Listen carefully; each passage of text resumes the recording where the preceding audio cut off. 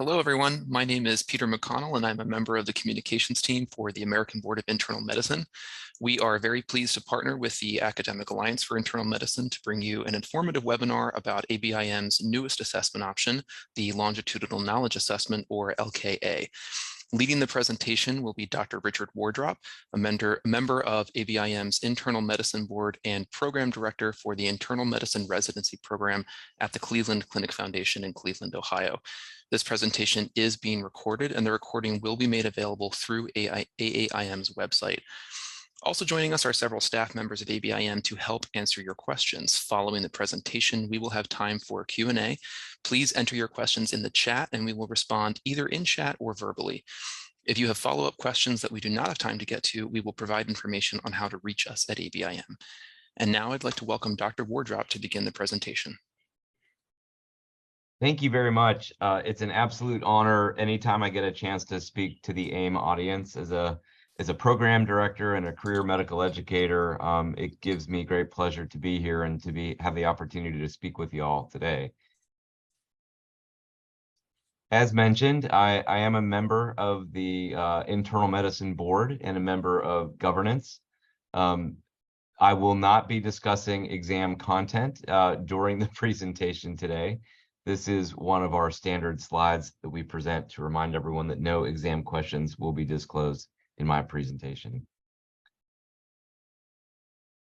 We are happy to talk about, and as many of you are probably already aware, that the ABIM launched the Longitudinal Knowledge Assessment in 2002, allowing our diplomates to maintain board certification in a slightly different way than they had in the past with regards to high-stakes 10-year testing.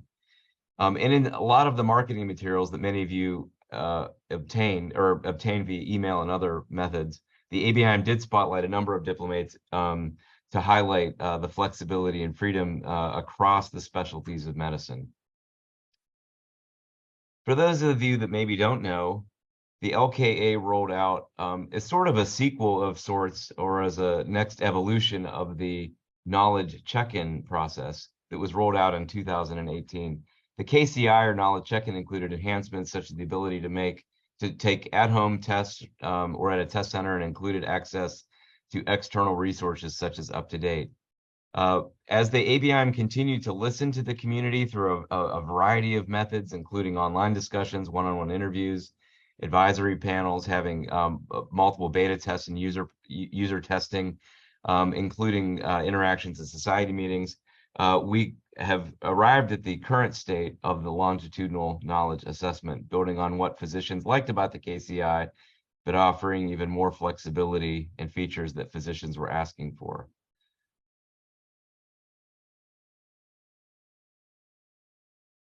As many of you also remember, the first major rollout of the LKA occurred in 2022 for the following specialties, as shown on this slide: cardiovascular disease, endocrinology, gastroenterology, geriatric medicine, hematology, hospice and palliative care, internal medicine, interventional cardiology, medical oncology, nephrology, rheumatology, and sleep medicine. Because of this thing that we've been interacting with called COVID, there was a delay in some of those specialties primarily dealing with COVID, and that included critical care medicine, infectious disease, and pulmonary disease.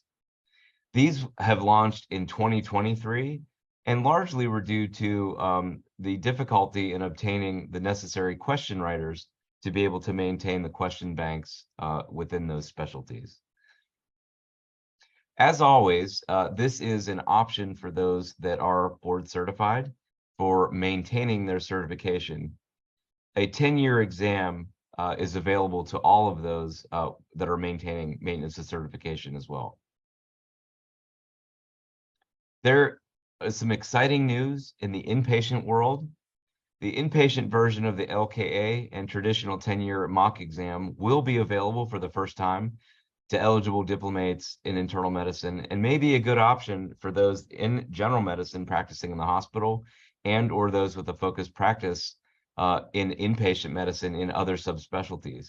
If anyone on the line, or if your colleagues would like to participate in either of the new inpatient mock options and are due for internal medicine or focused practice in hospital medicine assessment in 2023, you can and are encouraged to consider enrolling in the internal medicine LKA in 2023, and thereby being able to switch into the LKA for inpatient care in 2024. You must be actively participating in the internal medicine LKA to be able to make this switch. For those in the focused practice in hospital medicine, to choose this option, you must first withdraw from the focused practice in hospital medicine program, and you will reinstate your internal medicine certificate before going into this internal pathway. This exciting development also has plenty of information available online and or by contacting the ABIM directly. Some important dates to remember for the longitudinal knowledge assessment. Enrollment for the 2023 assessment opened on December 1st, 2022, with the last day to enroll for this year is on June 30th, 2023. So it is not too late to enroll for this cycle. If you are planning on participating in the LKA, it is a good idea to start as early as possible, as the questions are given out quarterly. And in an effort to miss as few questions as possible or not being able to open those questions, we encourage early enrollment. Anyone enrolling in the second quarter has missed the first 30 questions. Questions do not reappear in any subsequent quarters or the 5-year cycle. Just keep that in mind. So some very exciting and I think key features of this pathway is that it takes out a lot of the things that physicians found onerous about the 10-year exam, but also adds enhancements, taking advantage of technology and other considerations. One is, once in the LKA, there is no appointment necessary. Physicians are able to access their questions at their leisure in their own portal at any time during the testing period. There is a clock that is operating while questions are open, and physician diplomats are allowed 4 minutes to answer per question, with an extra 30 minutes available during that year in case you need a little bit of extra time with a specific question. Once answered, you receive immediate feedback, rationales, and references as to the correctness or in case you missed the question. It is also worth noting that the participation requirement to be considered participating is that over the 5 years, you have to open at least 500 of the 600 questions given from the 120 questions offered per year. Physicians can start engaging in the year in which their assessment is due. So if you're not due, like I'm not, until 2026, you do not need to engage in this process at this time. That can be planning your strategy for that time. During the testing period, during the actual answering of the questions, you can access any resource used in practice, with the exception of another person. It is not, you're not able to sit there and take the exam with a colleague, for instance. Also, and I think this is one of my favorite parts, is that for every question you answer correctly, you actually earn mock point credit of 0.2 mock points for every correct answer. During the time that you're in the cycle, you will receive feedback relative to a standard, as well as a final score that will be calculated at the conclusion of the 5-year cycle. And we'll give a little bit more information about the timing of additional feedback. So again, to reiterate, as with other ABIM assessments, you have the opportunity while taking the assessment to earn mock points. These are calculated and added to your My Activities section in your physician portal. Diplomats don't need to do anything other than answer the question. So essentially, for every time you open a question and get it correct, 0.2 points gets added to your totals needed to maintain your certification. At the end of the 5-year cycle, there is a summative pass-fail decision that is made. For those that pass that 5-year assessment, you can choose to continue in the LKA and would begin your next 5-year cycle the following year. You would continue to be reported as certified throughout the 5-year cycle as long as you're meeting any other your other mock requirements, or you could choose to take the traditional 10-year mock exam the following year instead. You will be reported as certified during that year, and if you pass your next assessment, you will be due in 10 years. For those that do not pass, you will enter the grace period, meaning you will have 1 year to take and pass the traditional 10-year exam. You'll continue to be reported as certified during the grace period as long as you are meeting all other mock requirements.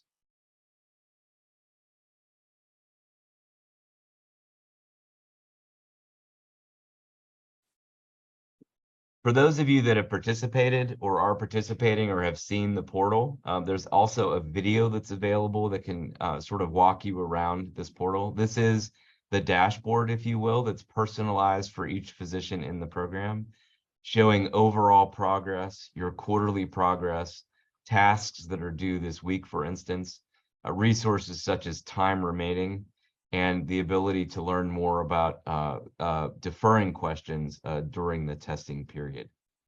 Again, I wouldn't be able to do the video justice by just describing it to you. We will share the link in the chat, and I highly encourage those that are interested in this portal to visit the website and see this in action.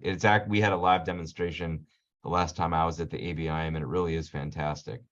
For those med-peds physicians who are on the call, it is not dissimilar to the MOCA Peds portal. It's extremely user-friendly and very self-directed. So questions arise about eligibility. Those that are currently certified can start participating in the LKA in their assessment year, except those in the grace year.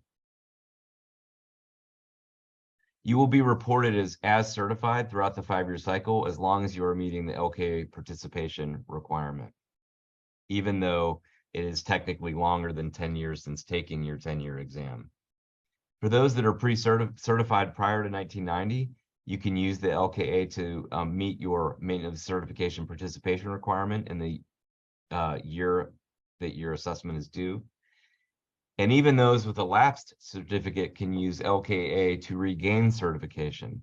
The one caveat to that is you cannot be considered certified until the 5th year of full participation in passing the exam. You will be still reported as not certified at that time. But this is a pathway for obtaining a lapsed certificate. We continue to get a good amount of personal testimony from those in multiple specialty pathways, maintaining their certificate through the LKA. I encourage you to visit our website to see some of these. I found it incredibly useful to talk to colleagues at meetings, whether it's the fall AIM meeting. I spoke to several colleagues who are doing this, and also several members of my own hospital medicine, general internal medicine group are doing it as well. So it adds a lot of flexibility and autonomy. And for those of you that think about physician well-being and about many of the things that we feel we don't have flexibility in, this actually offers a great option to that idea of practicing in this 10-year cycle. So to continue in the maintenance of certification program, this is the way to maintain, the LKA is the way to maintain your exam.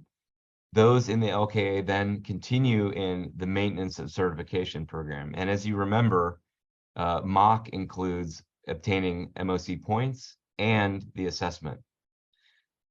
So I've already stated that those in the LKA will obtain MOC points at a rate of 0.2 for every question correct. You will continue to need to earn 100 mock points every 5 years to stay certified. And if you are in the program, you will be earning mock points every 2 years, which is an additional requirement. Passing the assessment then is done through the questions. And so just keep that in mind, that many of the requirements for the MOC pathway are built into the LKA in order to be fully participatory in mock. The one exception to that, I would just say, it may be difficult to earn all 100 points by answering that many questions correctly. So it's always good to have other MOC points at your disposal as well, whether that through meeting attendance or grand rounds, et cetera, et cetera. Again, how an LKA participant fulfills mock requirements: you earn mock points every 2 years by getting questions correct, earning 100 mock points every 5 years. You can earn up to 24 mock points per certificate per year in the LKA, and then obviously passing your assessment. The 10-year exams are not going away. And in fact, I have several colleagues that I practice with in subspecialties of medicine and in general medicine who prefer the 10-year exam. It seems to fit well with their routine, and it fits well with the maintenance of their other certificates, and so they've adopted that. The mock exam date options for this year are listed as shown, and that test will remain eligible or open to all in internal medicine. Just a couple of updates about mock requirements. In light of the ongoing pandemic, which is officially, I guess, been decided by the White House that we will no longer be in a crisis and sometime in May. We hopefully you know that those certified in critical care medicine, hospital medicine, infectious disease, and pulmonary disease will have an additional year to complete their requirements through 23. Anyone currently in the grace period in these disciplines has also been given until 2023 to complete their assessment requirement. I encourage all of you, and we'll have a little bit more on this in a minute, to sign into your personalized physician portal at ABIM to check for any upcoming deadlines. I maintain 2 certificates, one through the American Board of Pediatrics and one through the American Board of Internal Medicine. And I actually, I use email clues to remind myself to make sure I log in about once or twice a year for the American Board of Pediatrics. And I was very happy that you know, some of these email reminders are out there. That, I don't find that I'm getting emails from either board unless there's something important. And it prompted me to remember that I had to check the box for reciprocal credit, for instance. So you don't want to be caught by surprise. And so I would recommend that all of you on the call in the next couple of weeks sign into ABIM, check out where you are with your points, check out where you are on your mock cycle, just so that there's no surprises. For program directors, I will also say you may also be getting emails from Fast Track, which is part of what we do in medical education, and this seems germane to the audience for the Alliance. You may have a different login, or you probably will have a different login for Fast Track. I have found myself having to manage on my desktop at work, for instance, whether I'm signing in as myself or whether I'm signing as the program director, because you may have a much different looking experience if you're looking for your own information within your program's site, for instance. So just make sure that you know that you may have 2 instances with the ABIM, and the passwords and the sign-ins are very different. The updated fees for the annual mock fees, including the LKA, are approximately $220. If you maintain additional certificates, there is a savings as far as maintaining multiple certificates. There is a fee for the traditional 10-year exam. So when you do a cost comparison of what it may look like, and we know that many of physicians pay this out of pocket, while other physicians may have this covered as a cost of their licensing fees through their employment. It is not a small consideration when you look for opportunities to save. It does carry a savings with one certificate doing over the 10-year period of doing the LKA, for instance. And then those with additional certificates carry a larger savings. There is an ABIM portal app. I was happy to be a beta tester of this particular app. It's on Google Play as well as the Apple App Store. It's a great way to, on the go, literally find out what is going on with your ABIM physician profile. It's a good aid, and it's a good mobile device, or a good aid to have on your mobile device when you're not close to a desktop to be able to log in. So I highly recommend checking that out as well. So with that, all of the information today we shared, and additional information, including other testimonials on the LKA platform, and a demo video can be found at the ABIM website on www.abim.org/LKA. I want to say thank you again. Don't forget to sign in your personalized ABIM physician portfolio. Just as an aside, since this is a medical education audience, hopefully, I myself as a medical educator, I find myself talking about things like maintenance certification, maintenance of licensure to my residents. And I also find myself talking to this increasingly to my faculty. I'm the program director for a large program. I have 9 associate program directors, and I have 17 core faculty and about 200 or 300 other faculty that are all concerned about these things as well. And so although this may not be part of your quote unquote day job as far as being an expert in this, I think it's a great set of learning resources to be able to describe to your faculty through the processes that they have available to them so that they can continue to develop their own careers. So with that, I will pause, stop sharing my screen, open up the chat to questions, and be happy to answer any questions.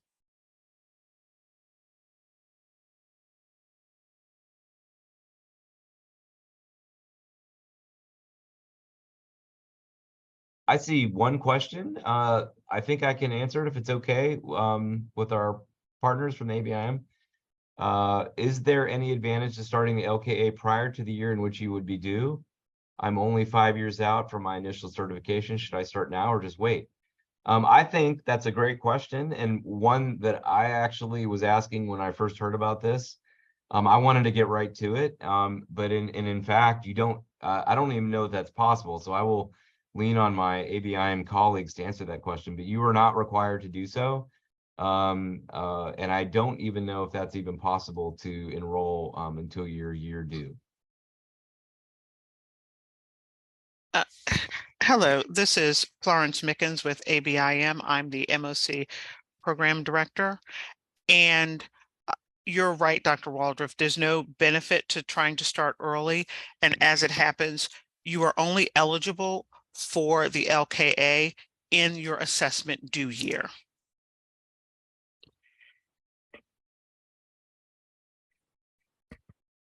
Oh, there's okay, I see anonymous attendee. I look to see, yes, the reiterating that you were not able to said that you were too early when wanting to enroll. There's a question confused about the inpatient option. I'm a hospitalist and about to start the general AKA series, but prefer to do something inpatient based if able. So Dr. Merrill, I will do my best to answer that based on my understanding. You can enroll in the general medicine LKA. And then when the inpatient option becomes available, for both the LKA and the 10-year option in 2024, you can enroll in that program without any difficulty. That was the plan that we discussed most recently at the ABIM, and I believe reflective of what was in the slides. The only caveat to that is if you are in the focused practice and hospital medicine pathway already, you would have to withdraw from that pathway in order to enter the general medicine pathway before being able to enter the pathway for inpatient assessment.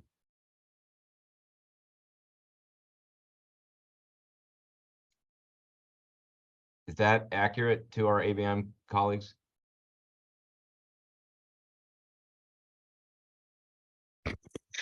Yes, that is correct. We're advising physicians who are due for an assessment in 2023 in internal medicine or hospital medicine to begin the internal medicine LKA this year. And at the end of the year, when enrollment opens for 2024, you'll have the option to change to the inpatient if you decide that's what you want to do. Thank you for that. I'm Dr. Kaplan. I'm generally satisfied with the LKA process. Do you expect it will be sustained for the next 10 to 20 years? That's a very good question. You know, I can't answer that obviously, but philosophically, I would say that if it's successful and if it's what it seems like the diplomats are going towards, and I'm trying to think of things we couldn't conceive of in 20 years ago, is you know, I was in residency in 2002, and I mean, I took my first pediatric board exam on pencil and paper, so I would have never conceived that I would be able to do a take-home exam for my desktop at home for both of my specialties that I'm maintaining certification. So I don't know what the next 20 years will bring, but I think the theme is that I've seen from the ABIM since my time in the ABIM has been an amazing response to physician feedback and really listening to really try to build trust between the different stakeholder groups involved with certification, the subspecialists as well as the generalists and different groups, whether it's hospital medicine or whether it's folks from the ACP.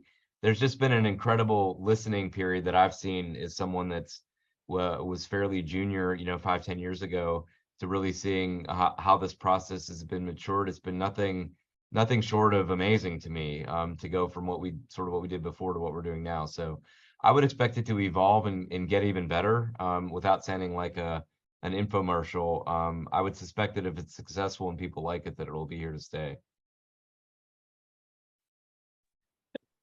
Dr. Order, this is John from ABIM. There was a question in the chat that I accidentally closed out, but I did want to respond to, and it asked about the pass-fail score. So I don't know if you wanted to take a pass at that, or if you'd like me to respond to that yeah. one. So this is not a moving target, but I think it's like with any standardized exam, that decision will be made based on standardized scoring patterns. But I don't know that I could be wrong in saying this. We don't know what that score is yet. Is that correct? That's right. And the other piece of it is you'll know how you're doing along the way, though. So beginning in your second year of participation, you'll get score reports on a quarterly basis. And so that'll let you know how you're doing relative to the passing standard. That pass-fail decision is made at the end of 5 years, but you're never in the dark. You always know how you're doing along the way. Yeah, and I actually maybe missed that part of the presentation about the getting feedback about your performance in the second year of the LKA. And I think that one of the reasons why that was unknown to people is because it's new and people are only now in their second year for the first year that's participating. My understanding, I saw a question about being certified before 1990. My understanding is that you can start at any time, but I don't know that if you have a lifetime or like a permanent certificate. After you finish the LK, are you good for another 10 years? My understanding of this is once you finish your 5-year cycle, you have to enroll in another 5-year cycle. If I remember correctly from the presentation and from the way this is explained to me, you're welcome to take a 10-year exam at the end of the 5 years, and that would make you sort of not needing another assessment. But if you're in the longitudinal knowledge assessment, you would be in the LKA year in and year out on 5-year chunks of time. Is that accurate to my John? That is correct. Yeah, it's a 5-year cycle. Yeah. And so at the conclusion of 5 years, you can, if you pass, you can continue on with it. You can also make a decision to move to the 10-year, but it's really your decision. Yeah, thank you for that comment, Dr. Kaplan, about the 1-year deferral on those subspecialties. I remember when we first started talking about that, to be honest with you, and 2023 seems so far away. And here we are. It's a very exciting time. Oh, that's a good question, Dr. Chow. Hi, thanks for doing. Should everyone prepare for the LKA questions by studying prior to opening a set of questions? It seems that the questions are not organized by specialty, so it seems that an example studying a specific mix-up chapter and then expecting to answer questions specifically is not an effective strategy. So I think that that's a really good point philosophically, and also, thinking about adult learning and how do we have our, residents, for instance, in our roles as medical educators or fellows, how do we have them study?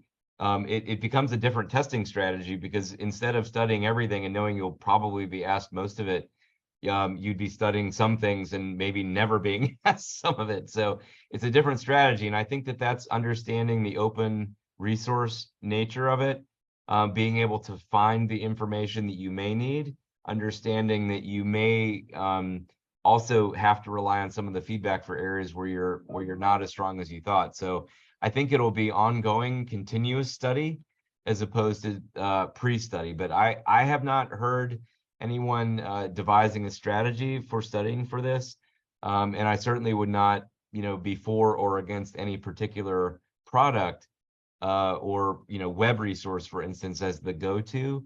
But I think having whatever resources you use clinically be something that you would have on hand would be something that we obviously would recommend in use. I will just say, as I was doing MOCA PEDS questions, for instance, I didn't really use as many resources as I thought I would. I wasn't using online resources as much as I thought I would. I don't know what the feedback is from LKA to this point, as far as how people are using resources, but I think it will change the way I certainly prepare for subsequent rounds of questions, seeing sort of how the first round goes. So the question from Dr. Jindal, so is there a break for 5 years after finishing the 5-year cycle? My understanding is that that is not the case. You'll, once finishing a 5-year cycle, you'll continue through another 5-year cycle.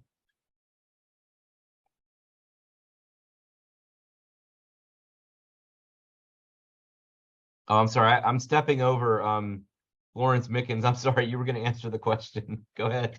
Well, your answer is correct. At the end of a 5-year cycle, you'll have an option to either continue with the LKA, or you can at that point decide you'd prefer to take the point in time traditional MOC exam.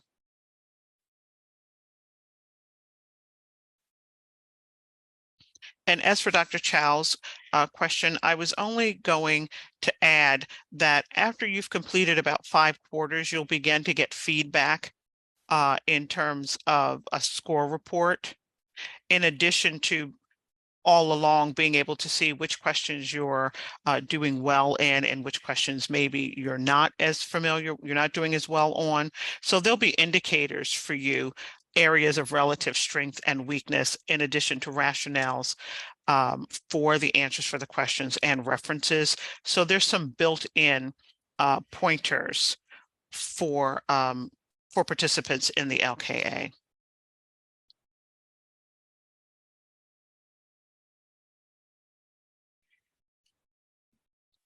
Oh, that's a good question. When do you need to take the 10-year exam if you decide to not continue the 5-year LKA? So if my understanding of this is you're doing the five-year program, and you decide at some point before the end of the 5 years that you no longer want to do that. My understanding is that you get a grace year, and then have to take the 10-year exam during that grace year. Is that correct?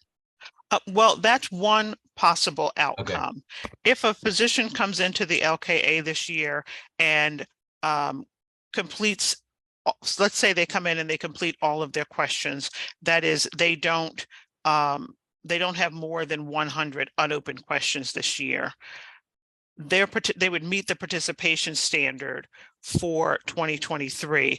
So they would have an option in 2024 to continue into year 2 for the LKA, or they could decide in December that they're going to unenroll from the LKA in favor of registering for the traditional 10-year MOC exam for 2024.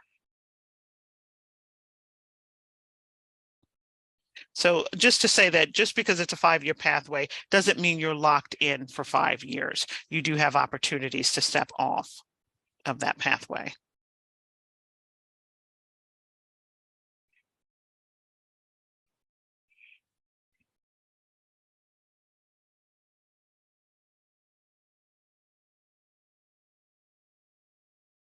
And I think, Dr. Merrill, hopefully we answered the question about hospital medicine, about the availability of the inpatient exam in 2024. So I think we've resolved that question.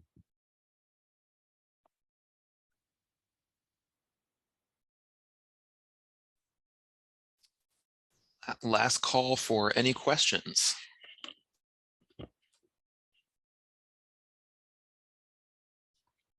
And again, I would state that if you want to ask a specific question, you can always get in touch with ABIM at abim.org or 1-800-441-ABIM. And there's another question coming in. Oh, there's Dr. Chick. You might find it helpful to use the MixApp board exam topic guide rather than generic study to target topics. I think that was in response to the study strategy. So thank you for that, Dr. Chick.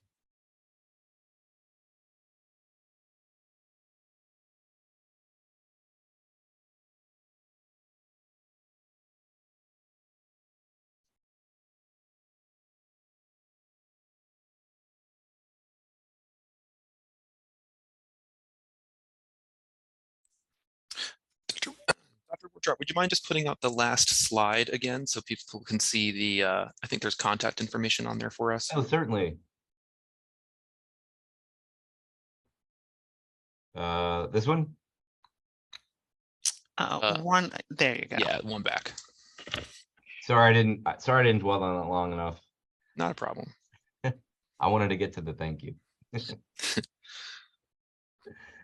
And this information will also be available with the recording that is handed out by AIM.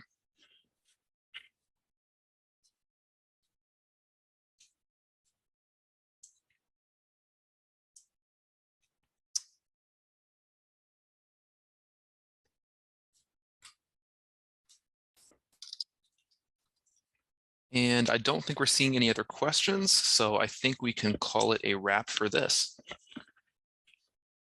Thank you again for the opportunity to speak to this group. I consider myself, this is one of my professional homes as well, so it's always great to see everyone at AIM. Thank you. Thank you.